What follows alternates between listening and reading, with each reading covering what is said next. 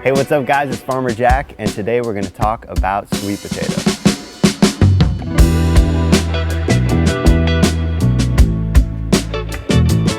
So sweet potatoes are the ultimate summer crop in Florida.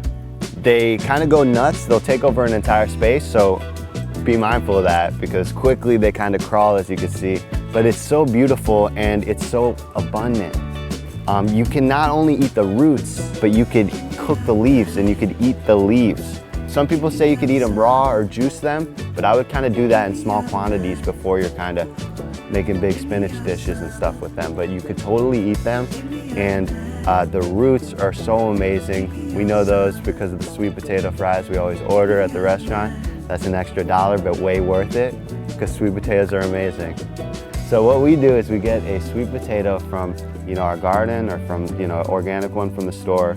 We put it in a Tupperware with a little bit of water, and it starts to drink it up, and then the slips start to come out of it. So after like about a month, we'll pull those slips off. We'll root them in water for a couple days, and then we'll plant them in the garden. I like to dial back the watering kind of halfway through the season because they cover the soil real well, and you don't really need to hit them with water as much because it's a nice little kind of protective layer over the soil. They're in the morning glory family, so it's really hard to tell sometimes what's sweet potato, what's morning glory.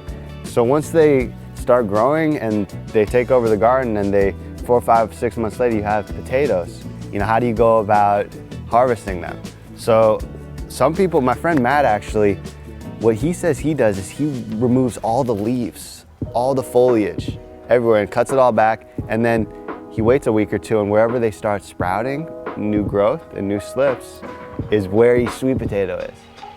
So that's an easy way to do it. I like to just, if it's a garden bed, just kind of peel it back, and then without a shovel or damaging the potatoes, you'll start to feel them like an archaeologist. And then you kind of take them out one by one, and then you have your harvest. So sweet potatoes do sometimes get whitefly. They're all over the hedges, all around South Florida. They really make their presence known, these pests, during summertime. And sweet potatoes sometimes get it. However, they don't always affect the harvest. But if you get a big outbreak of them, they totally can, and you might not have much under there. So be on the lookout for the whitefly.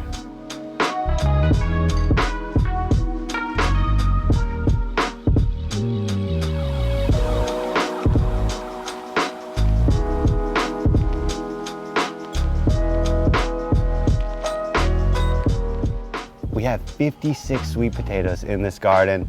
34 of them were perfect, no issues, but 22 of them had this bug ate them and kind of made them all mushy and not edible. When I was harvesting, I noticed. It's just the truth of organic farming is that you're gonna have other life trying to eat your crops because there's no chemicals.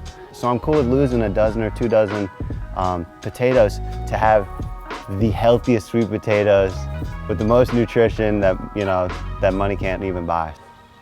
And then when you got your basket of potatoes, you want to wash them all off real good, get the dirt off, let them dry, and then let them store just somewhere where it's out of the elements, where it could cure for a couple weeks.